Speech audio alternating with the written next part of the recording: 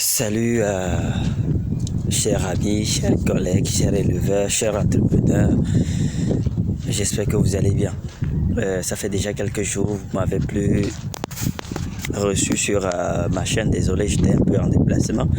Aujourd'hui, je suis à l'extrême nord du Togo, précisément dans la région des Savanes, et plus précisément à Dapaon. Donc voilà. Alors, ce matin, j'ai un message pour vous, surtout mes frères, mes amis, mes soeurs qui aimeraient, voilà, vous investir, voilà, dans l'élevage ou dans le domaine agricole. J'ai un conseil à vous donner. Vous savez, j'ai eu à commettre beaucoup d'erreurs qui m'ont en réalité coûté. Dans mes débuts, mais comme on a toujours l'habitude de le dire, les débuts, il faut commettre des erreurs pour se corriger. Oui, c'est bien. Mais il faut commettre aussi des erreurs intelligentes. Il ne faut pas commettre des erreurs bêtement, donc voilà, ainsi de suite. Donc, ça, c'est très important. Et là, qu'est-ce que je vais vous dire? Prêtez bien attention. Je viens également de partager un peu le texte sur ma page Facebook Kra Consulting Salle, et je me suis dit bon, je vais faire aussi cette vidéo pour mieux vous expliquer de quoi il s'agit. Je dis que premièrement, lorsque vous avez envie d'investir dans le domaine de l'élevage, sachez que l'alimentation est un facteur très important. Qu'est-ce que ça veut dire? Vous savez, l'alimentation, je ne cesse de le répéter très souvent dans mes vidéos parce que je rencontre ces genres d'erreurs. Et actuellement, je continue de rencontrer ces genres d'erreurs que les gens, c'est-à-dire beaucoup sont en train de faire encore. Ce que vous devez savoir, c'est-à-dire l'alimentation prend jusqu'à 70% du coût du projet. Alors, quand vous voulez lancer un projet d'élevage, faites d'abord une budgétisation. Mettez un peu plus de marge parce que vous savez, aujourd'hui, les ingrédients, tout ceci, ça varie, ça fait que rien n'est stable. Donc, voilà. Je vois des gens commencer à lancer leur élevage avec des effectifs un peu plus exorbitants, alors que ils ne font pas l'évaluation d'abord par rapport à l'alimentation, ainsi de suite.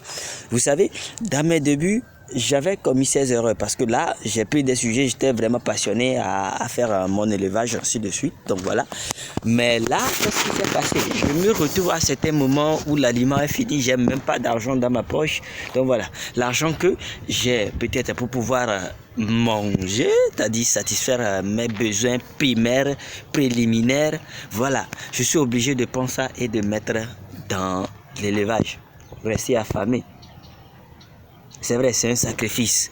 Mais vous savez, si vous-même vous n'arrivez pas à manger, vous ne pouvez pas entreprendre. Si vous n'arrivez pas à manger, vous ne pouvez pas entreprendre. Peut-être dans une autre vidéo, j'aurai à parler de ça, mais c'est une réalité. C'est une réalité. Donc ça, numéro 1, quand vous voulez entreprendre, surtout dans l'élevage, presque tout type d'élevage, c'est vrai, il y a des élevages tels que l'escargot, ça ne demande pas vraiment à se casser la tête du côté de l'alimentation. Mais quand il s'agit des ruminants, des volailles, des trucs là, sachez que ça pompe. Je dis bien ça pompe du côté de l'alimentation. Donc faites beaucoup attention.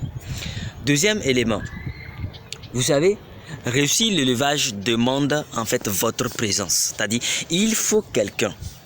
Ce n'est pas comme au village, on a l'habitude de le faire. Là, la matinée, on ouvre, voilà, on va qu'à d'autres occupations. Et voilà, on revient la soirée. Bon, souvent même, on ne donne pas la nourriture. Voilà, ces sujets-là, c'est vrai, ce sont des sujets locaux qui sont plus adaptés. C'est pourquoi dans ce système, il y a encore un peu plus de pertes. Et aussi sur le plan économique, ce n'est pas aussi rentable que ça. Je ne dis pas que ce n'est pas une activité rentable, mais c'est-à-dire l'argent ne rentre pas en réalité comme il le faut. Donc c'est pourquoi quand on veut faire un élevage et vraiment gagner de l'argent, il faut vraiment y mettre du temps. Dans le troisième point, je pense, de ma publication sur Facebook ce matin, je disais que là, il faut aussi une personne. Quand je dis il faut une personne, ça dit c'est quelqu'un qui doit être dans votre élevage, qui va s'en occuper, qui va les nourrir. Surtout si vous n'avez pas le temps, vous allez pour bosser, vous avez un boulot, ainsi de suite. Donc, il faut engager quelqu'un, ou soit il faut collaborer avec quelqu'un qui va s'y mettre. Ça, c'est nécessaire. Il faut quelqu'un. La surveillance. Sinon, sans la surveillance, vous ne savez pas vraiment ce qui se passe. Est-ce que les sujets vont manger à temps, à l'heure, ainsi de suite. Quel sujet ne se sent pas bien. Voilà. Et ceci, ça risque de contaminer les autres sujets. Donc, faites beaucoup attention. Autre chose aussi, je pense que c'était dans le 4e point où je disais que, vous savez, il faut savoir aussi engager des gens. Aujourd'hui, il y a tellement de charlatans, c'est-à-dire il y a tellement de gens qui ne cherchent que l'argent, que voilà, c'est-à-dire la personne n'attend que la fin du mois, où on dit voilà, la fin du mois est arrivée, que votre projet est réussi ou pas, qu'il y ait des mortalités ou pas. Tout ce qu'elle sait, c'est que c'est-à-dire le mois est fini, elle doit toucher de l'argent. Vous savez, ça ne se passe pas comme ça. Il y a beaucoup de personnes qui ne comprennent pas que, premièrement, quand vous êtes engagé dans une ferme, vous êtes engagé à surveiller ainsi de suite, soit vous collaborez avec quelqu'un, premièrement, c'est que vous-même vous apprenez.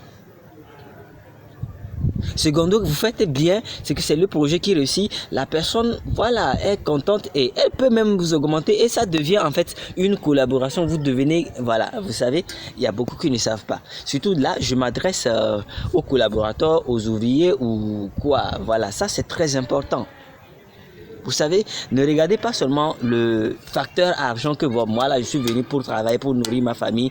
J'ai l'argent chaque fin du mois. Voilà, ma paie c'est 50 000, c'est 100 000, ainsi de suite. Ça, c'est très nécessaire. Donc, évitez. L'autre erreur aussi à éviter, c'est les membres de famille dans votre projet d'élevage, bon, même dans votre projet. Parce que là, souvent je vois, bon, j'ai un oncle, j'ai un petit frère qui ne fait rien, il n'a qu'à venir surveiller. Laissez ces genres de trucs-là. Cherchez des compétences. Si c'est un membre de famille, il est compétent, vous savez qu'il est dévoué, engagez-le. Ne l'engagez pas parce que bon, voilà, vous avez envie d'aider quelqu'un. Non. Vous savez, nous sommes en une phase où les gens s'en fichent pas mal de ça. Donc faites beaucoup attention. Et je pense que le dernier point, je vais être un peu plus rapide, ça c'est la formation. Beaucoup de personnes négligent des formations. Vous savez, nous sommes dans une ère où celui qui a la connaissance ou les connaissances détient le pouvoir. Il y a beaucoup de personnes qui négligent cette partie formation et voilà, se lancent tout de suite voilà, à faire des trucs. Oui, c'est vrai. Mais faites beaucoup attention. Ça limite la rentabilité. Ça vous donne beaucoup de chances d'échouer. C'est pas une chance, mais c'est une malchance. Mais juste vous dire que faites beaucoup attention quand vous voulez faire l'élevage. Voilà. Dans une prochaine vidéo, je vais vous apprendre comment faire une budgétisation en fonction de ce que vous voulez faire avant de vous lancer. Ok, c'était Fidèle Tchodier, aussi un jeune entrepreneur, un passionné. Surtout, si vous avez aimé, partagez aussi avec d'autres personnes que vous savez que ça peut les aider. On se dit à la prochaine.